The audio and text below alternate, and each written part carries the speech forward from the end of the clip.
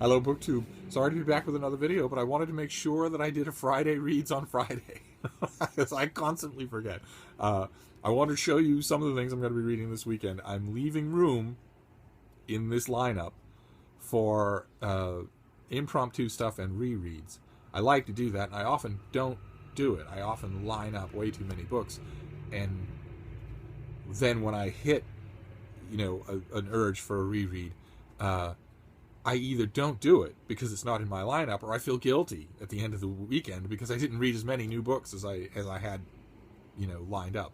So I try to leave room for that. It's a little bit of a mess, but by Sunday night, I'll be happily well read no matter how it shakes out. But I wanted to show you some of the ones that I'm going to be reading this weekend, starting with this one, Time Travel by James Gleick.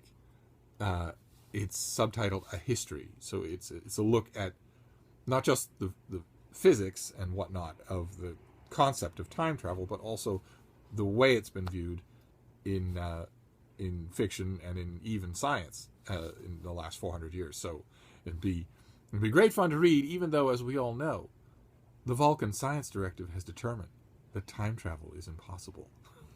There's only 3 of you that get that. Next one will be this, Confessions of Young Nero by Margaret George. Prolific historical fiction writer about whom I have a story.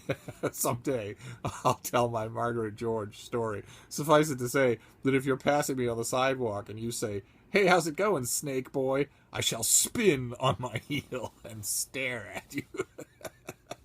This is a novel about the young Nero, I assume. I know nothing about it except the title, but I assume it's about the young Nero before he went noticeably insane. And there's a lot of material there. Those of you who maybe know Roman history, the greatest Roman emperor of them all, the Emperor Trajan, was asked once who he thought was a great predecessor of his. And because he was the kind of emperor you could ask that question to. He cared what people thought and allowed them to say what they thought, and you could ask him questions without flattering him. And he said his answer surprised everyone and has surprised historians ever since. He said the first 5 years of Nero's reign, when he was already a byword for a disastrous maniac. This is an interesting answer from a guy who's in a position to know, So we'll see what Margaret George does with it. And the next one is Thomas Keneally, Napoleon's Last Island. I just recently figured out that if I hold the iPad in front of the camera, it will adjust the light itself. I don't know why I didn't think of that before.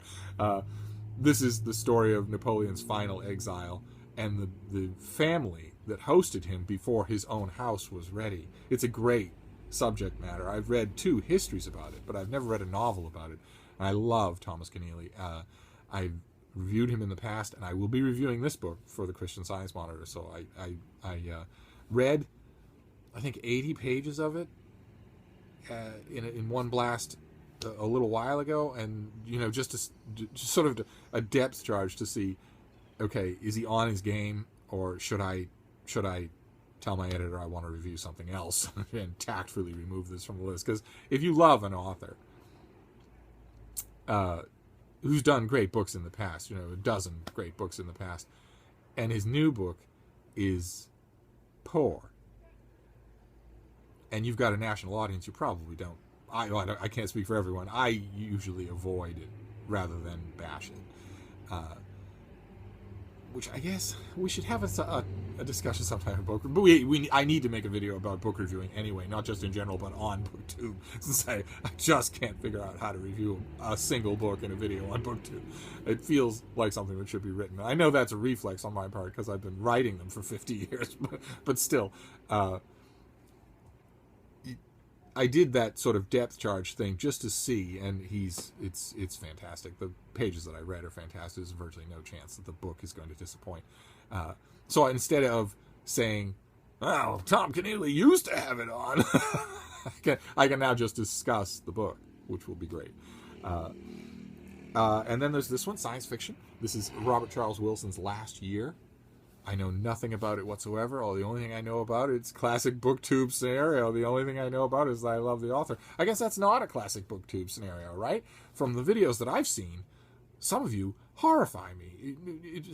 My dear sainted Ma would have asked, what are you, made of money? I see videos all the time. People say, hey, I went into a Barnes & Noble, I picked up this, and this book. I don't know anything about them at all. Nothing. I don't know anything about the plot. I've never heard of the author. I don't know anything about them at all. I picked them up off a table and bought them at full price in a bookstore. Just horrifying. Just horrifying.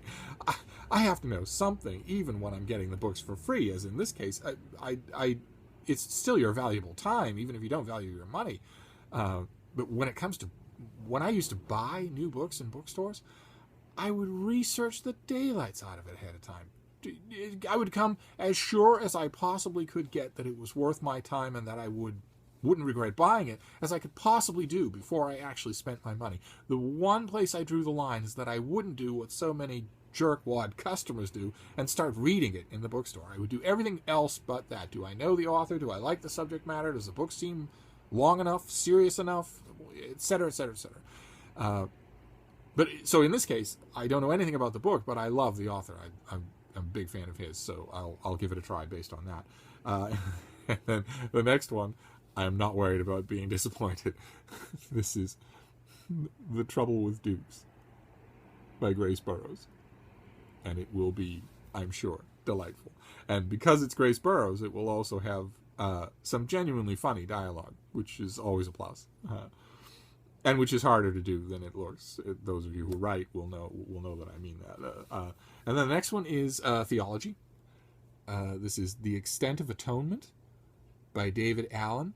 And it addresses the subject. It's a historical overview, but I'm sure it will have, if I know this author, I'm sure it will impinge on the present and have some podium thumping. He's a very gentle, but a very good podium thumper. I've never read him do anything approaching serious theology before, and I'm wondering if he's going to disappoint. We'll see. Some preachers and religious people think that if they have an audience on Sunday, they can do theology. That the two go hand in hand. They don't, of course. I'm not going to hold him to a knowledge of Hebrew. You can do good work without that. But this is a study of a Christian theology study of what Christ's crucifixion actually means in terms of atonement for sin. Who does it cover? How far does it go? What does it do? What actually happened theologically in that event, the central event of Christianity? So there's plenty of good material here. We'll see what he does with it. And then the last one that I want to show you today is this one. It's absolutely on music. Wait for it to focus there.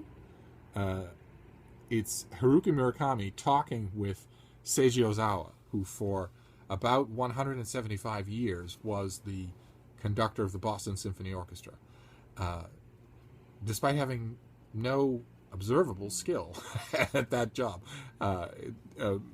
He retired, and we have a new conductor. But Ozawa has always been fascinating, talking and writing about music. Not so much writing, but talking.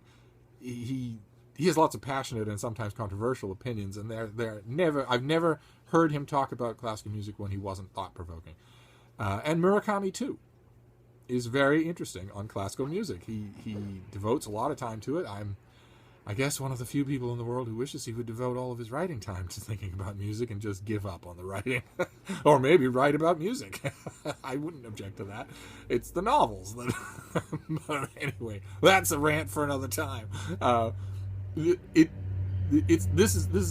a slim book, and it's a perfect example of a perfect marriage of two people on a subject. It's the sort of thing where I am sure that I will be fascinated. I doubt that this will bore me.